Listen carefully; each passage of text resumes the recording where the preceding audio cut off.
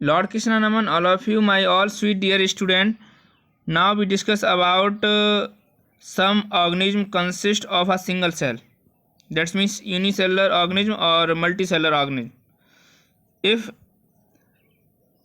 organism consists with single cell, then unicellular, and consists with many cells, then multicellular. Whether multicellular or unicellular, all organisms must accomplish the same function: uptake the processing of nutrients, excretion of waste, response to environment stimuli, and reproduction among other. सभी cell, चाहे वो unicellular हों चाहे वो multicellular हों, ये Uptake करेंगी और प्रोसेस करेंगी न्यूट्रिएंट्स का। ये सभी की सभी वेस्ट को एक्सक्रीट करेंगी, रिस्पॉन्स करेंगी इन्वायरमेंटल, यानी कि दोनों ही सेल्स जो हैं इन्वायरमेंट के अकॉर्डिंग रिस्पॉन्स करेंगी, और ये जनन भी करेंगी। रिप्रोडक्शन मीन्स जनन, यानी कि एक सेल हमेशा 1 से 2, 2 से 4 सेल में डिवीजन भी होगा सेल्स में। How we study cell. अगर हम सेल की स्टडी के बारे में बात करें तो हम सेल की स्टडी कैसे करेंगे वो हम आपको बताते हैं। सेल की स्टडी आप 2 टाइप से करेंगे, माइक्रोस्कोप से, ओके। और माइक्रोस्कोप में भी एक प्रोसेस है, सेल फ्रैक्शनेशन। डियर स्टूडेंट, सबसे पहले हम सेल फ्रैक्शनेशन के बारे में भी आपको बताएंगे। Dear student, most cells are between 1 and 100 mu micron in diameter, which can be visual by light microscope. आप माइक्रोस्कोप के बारे में तो जानते ही होंगे। माइक्रोस्कोप का यूज सेल को समझने में किया जाता है। इसमें मैग्नीफिकेशन पावर भी होती है, मैग्नीफाई करने की पावर भी होती है, तो इसके अकॉर्डिंग हम सेल को देख सकते हैं। अगर हम बात करें एक एटम की तो ये होता है 0.1 नैनोमीटर। हाँ, उसके बाद अगर हम बात करें स्मॉल न्यूक्लियस मॉलिक्यूल्स की तो होते हैं 1 नैनोमीटर। वहीं पर प्रोटीन और लिपिड का स्ट्रक्चर होता है 10 नैनोमीटर। वायरस और स्मॉल बैक्टीरिया होते हैं 100 नैनोमीटर के। वहीं आपका माइटोकॉन्ड्रिया जो है 1 म्यू माइक्रोन होता है। न्यूक्लियस आपका 10 म्यू माइक्रोन होता है, और 100 म्यू माइक्रोन पे आपका पूरा सेल होता है। 1 mm आपका फ्रॉग एग होता है, और आपका 0.1 मीटर चिकन एग होता है, मुर्गी का अंडा एक सेल है।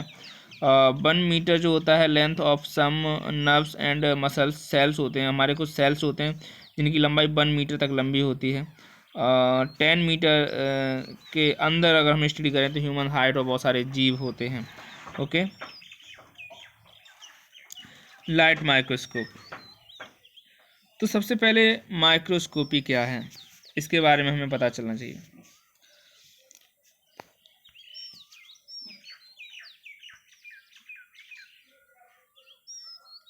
Light microscope.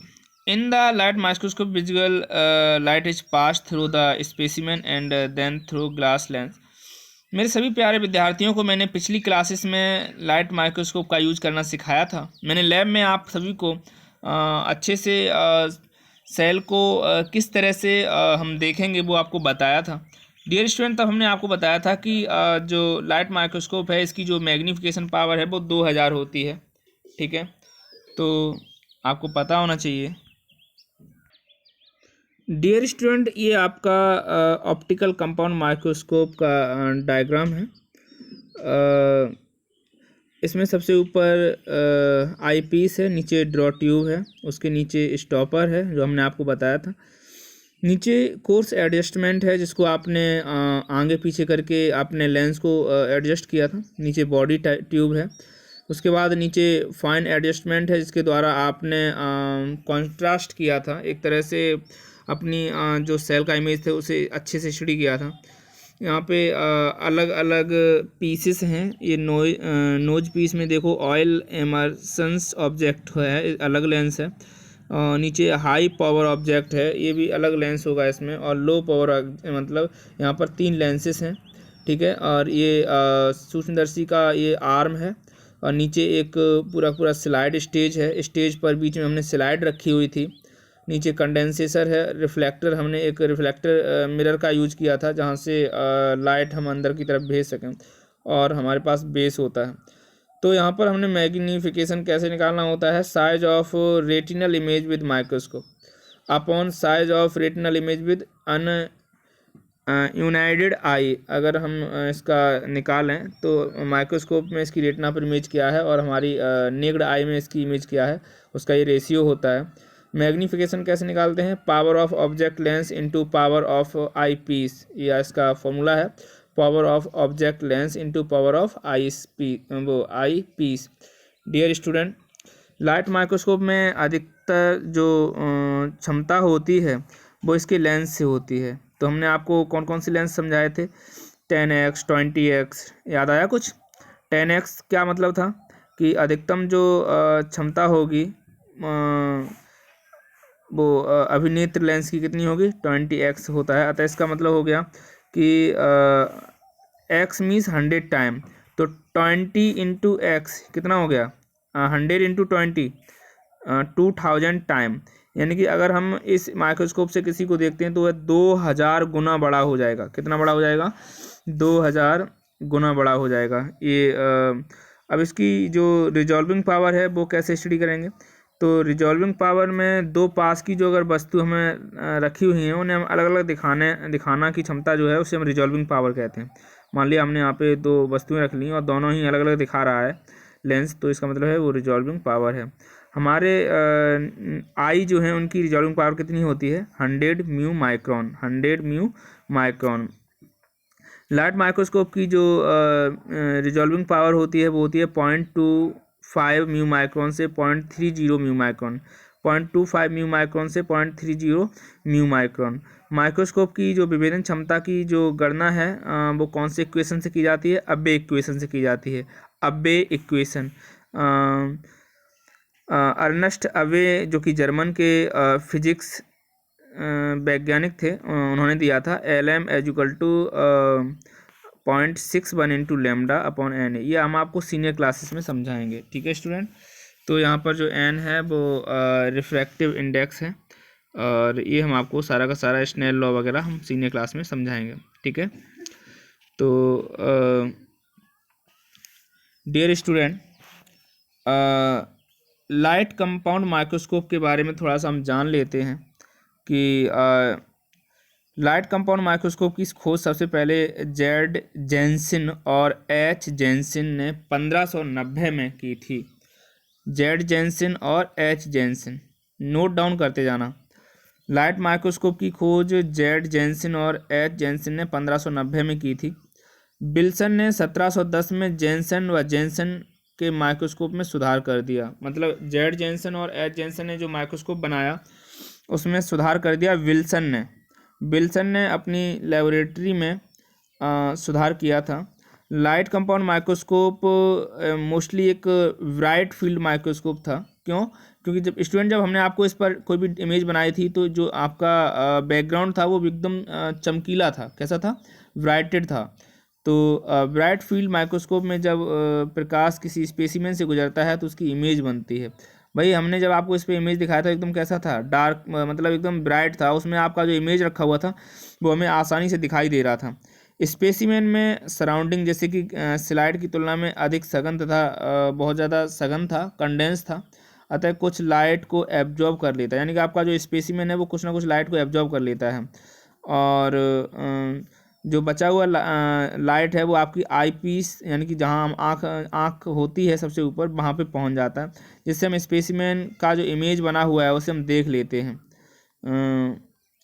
तो जो ब्राइट क्षेत्र है माइक्रोस्कोप में ये बहुत बहुउद्देशीय होता है, ठीक है। अब कभी कभी ऐसा होगा डियर स्टूडेंट कि ये तो आपका जो हमने अपने विद्यालय में आपको दिखाया था वो था आपका लाइट कंपाउंड माइक्रोस्कोप था, लेकिन कभी कभी आपको डार्क फील्ड माइक्रोस्कोप भी देखने को मिलेगा, जिसे हम अल्ट्रा माइक्रोस्कोप भी कहेंगे। क्या कहेंगे? अल्ट्रा माइक्रोस्कोप भी कहेंगे। तो डार्क फील्ड माइक्रोस्कोप को जेसिगमोंडी ZSIGMONDY साइंटिस्ट का नाम है। जसिग-मोंडी ने 1905 में डेवलप किया था।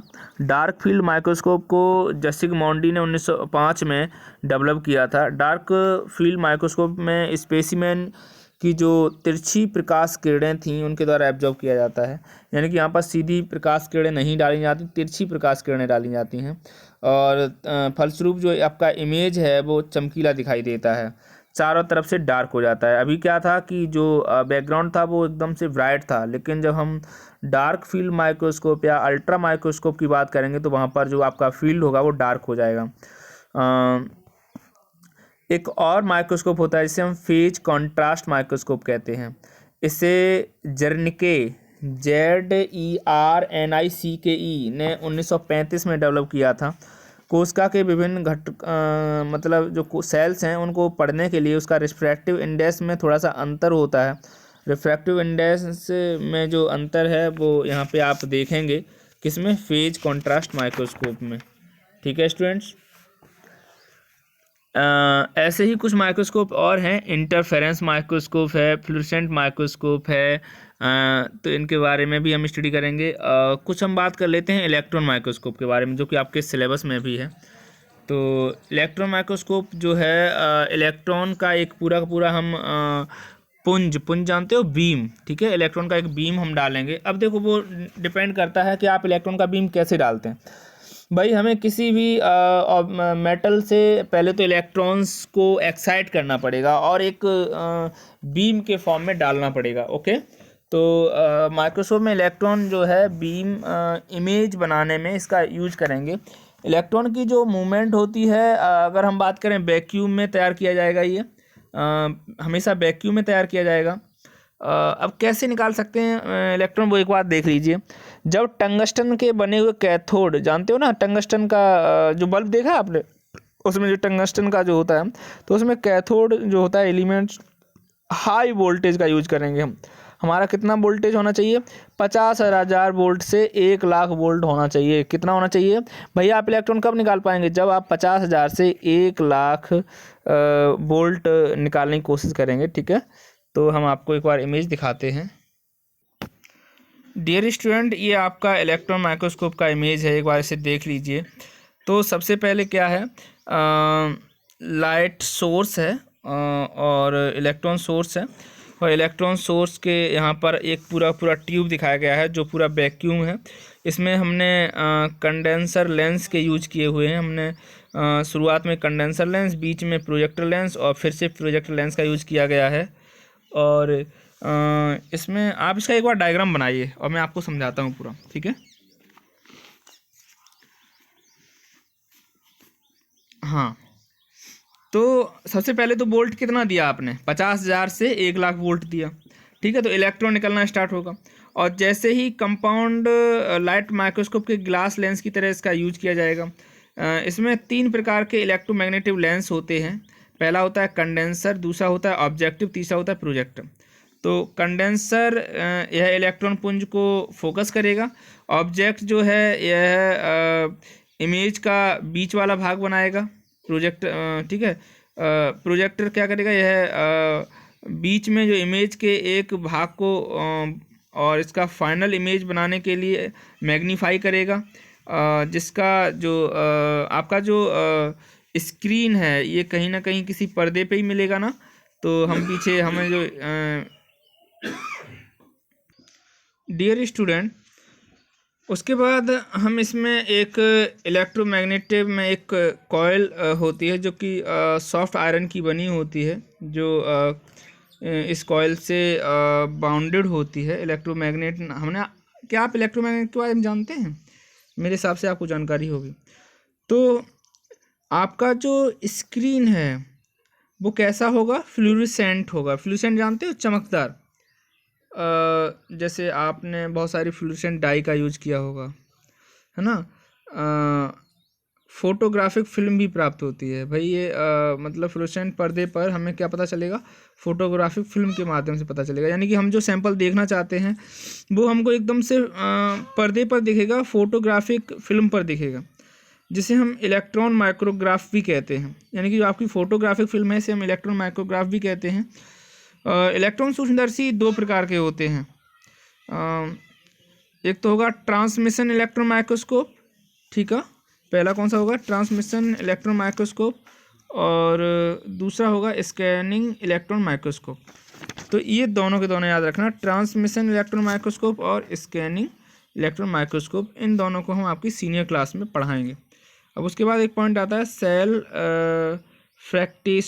फ्रैक्टेशंस, जो आपके सिलेबस में भी है थोड़ा सा ये point, cell fractionation, cell fractionation, ठीक है, तो हम इसके बारे में भी आपको बताएंगे। डियर स्टूडेंट, आपको अधिक से अधिक ये वीडियो सुनना है, क्योंकि जब आप सुनेंगे तभी आप अपने अंदर नॉलेज गेन कर पाएंगे, ठीक है। तो अगली वीडियो में आपको हम समझाएंगे सेल फ्रैक्शनेशन, ओके।